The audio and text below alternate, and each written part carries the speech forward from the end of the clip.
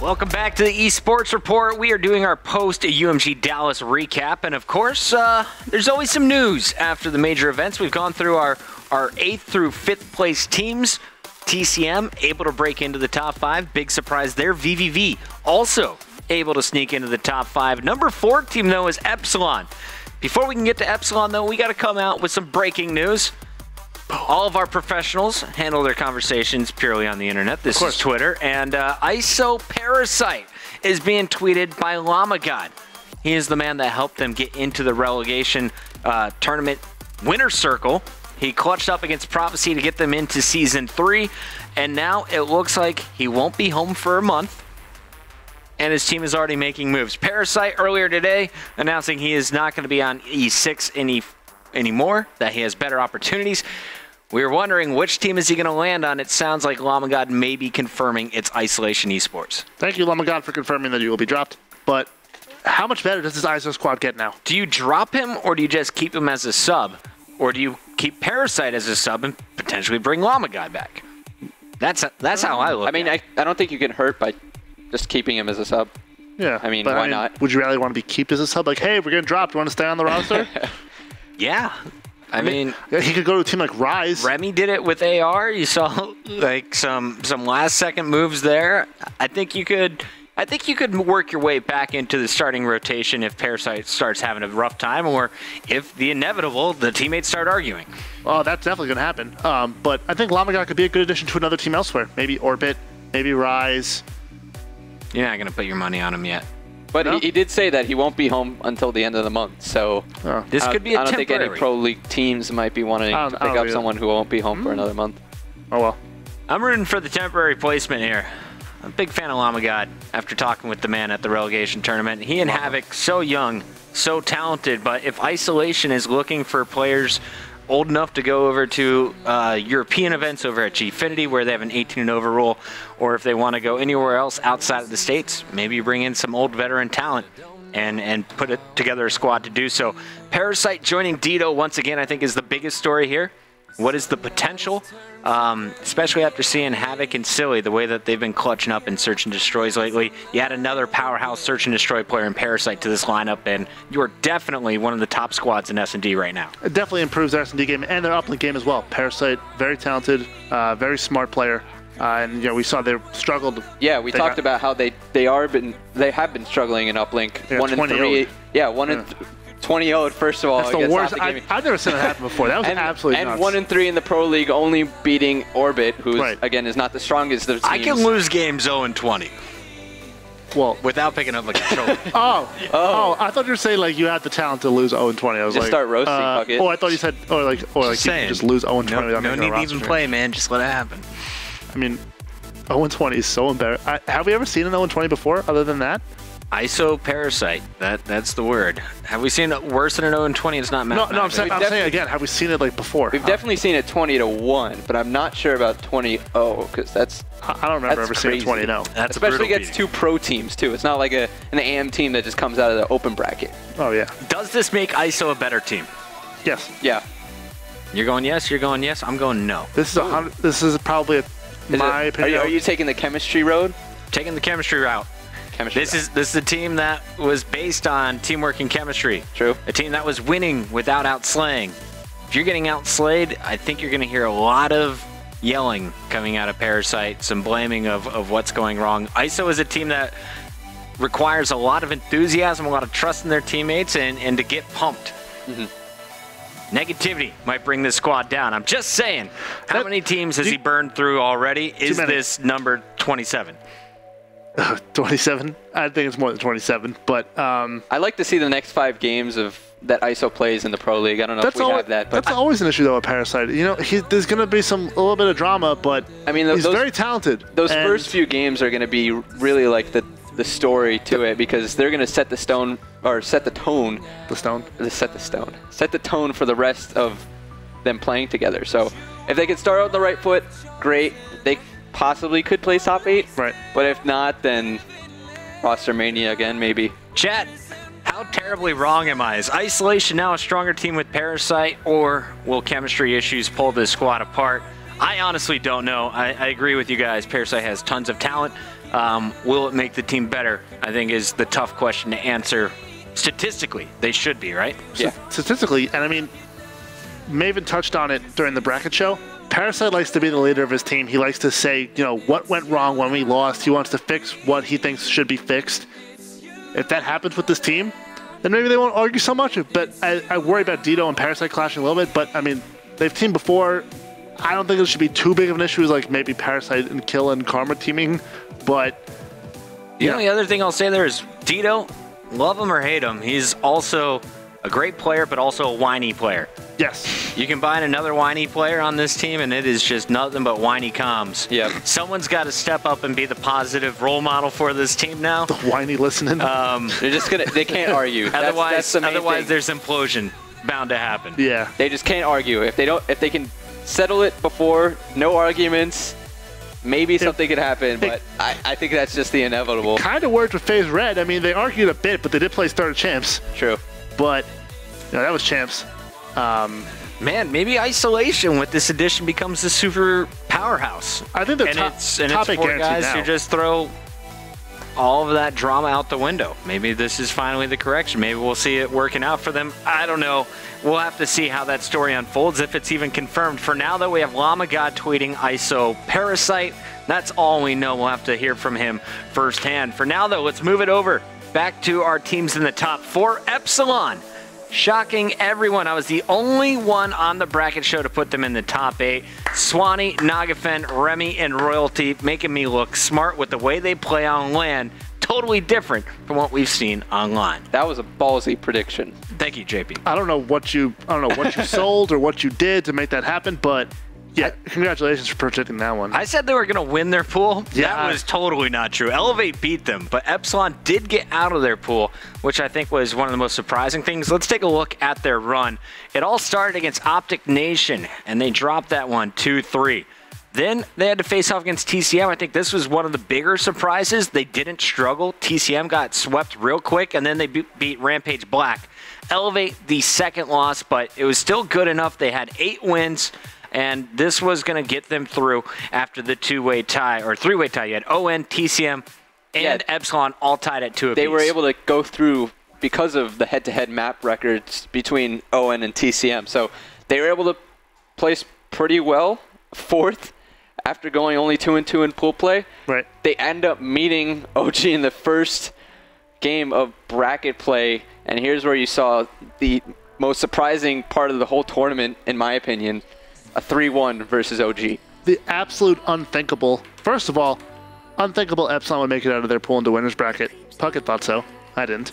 Then, they're able to beat the Green Wall 3-1. The only team to ever beat OG in winner's bracket round 1 was Denial at COD Champs. Remember, this is an 0-5 team in the Pro League. Like, what? They had 7 map wins, but 0-5. Epsilon, I think it was told by the audience yesterday. We polled everyone. We asked what was the most shocking thing about UMG Dallas. They said it's definitely the 3-1 over Optic Gaming. Epsilon came in and not only beat Optic Gaming, they beat them in 2 hard points. Optic Gaming's greatest strength. Yeah. Epsilon looked absolutely ridiculous in hardpoint all weekend long. And really started with, Swanee as your main battle, opening the lanes, competing against Formal. Nagafen and Remy played very well all weekend long. Kind of returned to that Champs TR type of form. But, I mean, after that, they go on to face the Wolfpack. They had absolutely crushed there. Then they beat TCM again, and then they fall to OG again. The second time around, OG were able to adapt. But, I mean, really the story of Epsilon making it out of their pool and then beating OG was so surprising. I mean, we'll go take a look at their stats versus OG in that first winners round matchup, JP. So break down these stats. Yeah, for sure.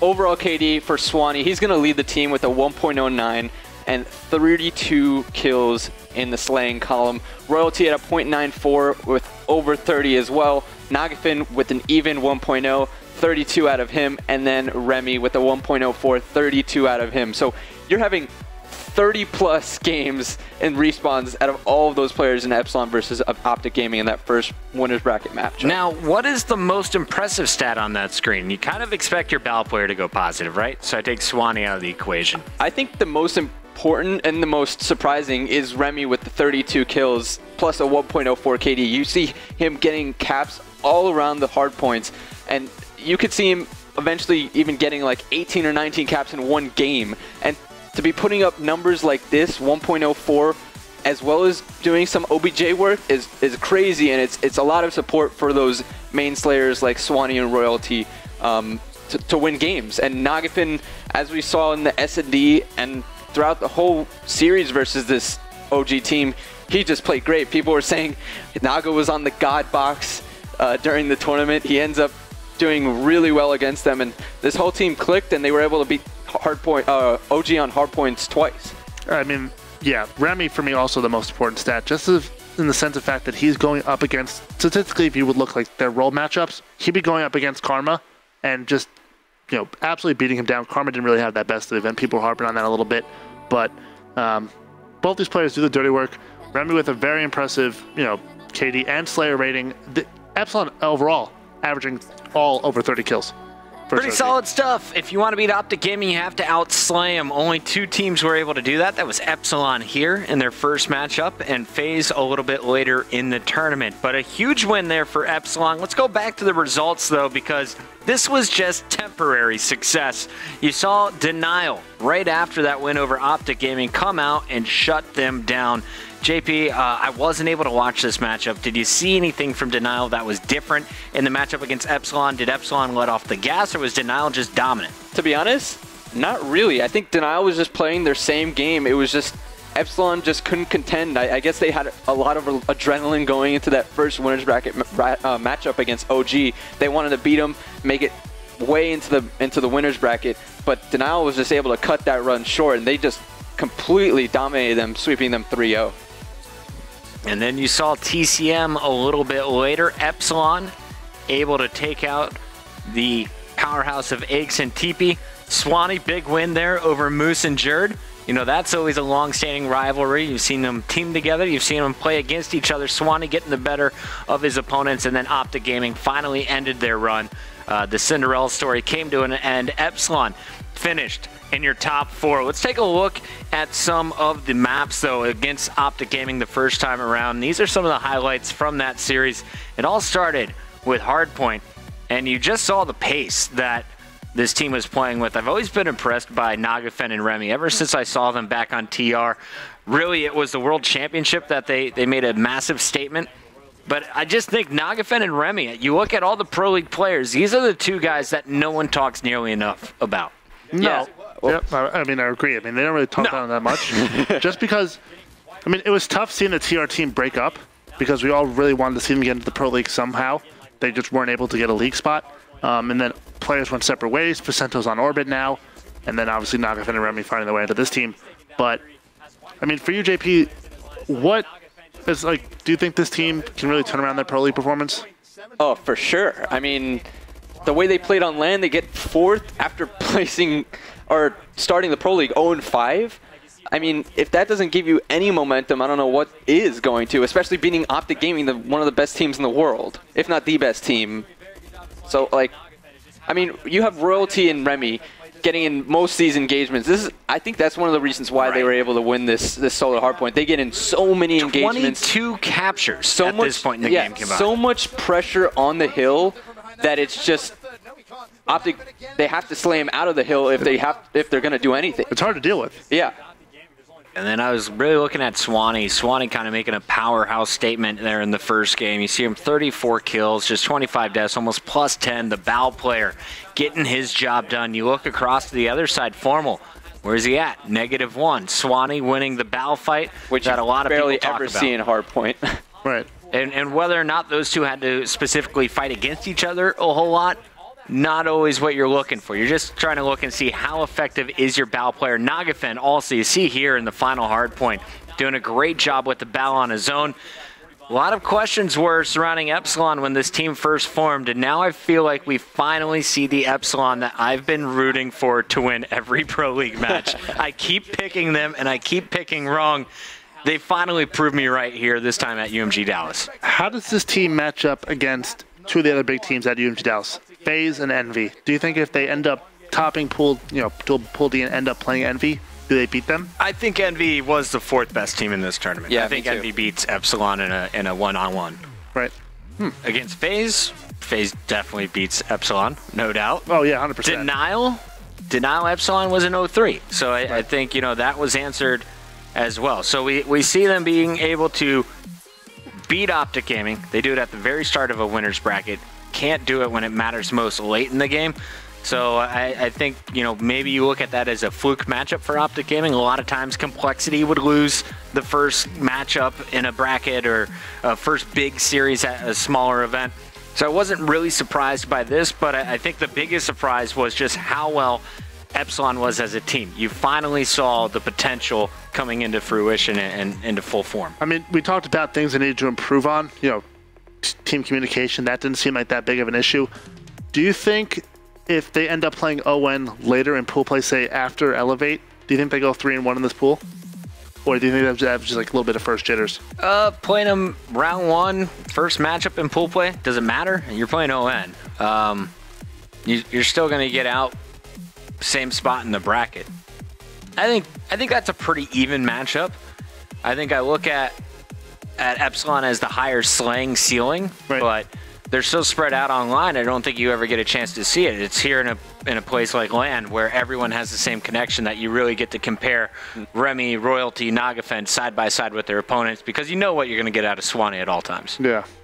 All right, so that's a look at Epsilon. They finish in our top four. Incredible games from them. We do have a 36-second highlight from S&D. Let's go ahead and show that. This was Game 2 against Optic Gaming, round 11. And when you're looking for clutch, you got it out of Epsilon when they pulled off the major upset. Formal getting first blood. Epsilon able to answer back, taking out Scumpy, but it was Nagafen and Swanee. The 2v3. Crim 6 gets turned on, and the finish there, 6-5. And look at the reaction. Just a slight fist bump, a big smile out of Swanee. I mean, I'd be smiling if I just went up 2-0 versus Optic Gaming, let's be honest. All right, guys, that was Epsilon. When we come back, though, we're talking the big three. Denial finishes third place after losing to Optic Gaming in the loser bracket finals. We'll tell you how everything went down from the Wolfpack.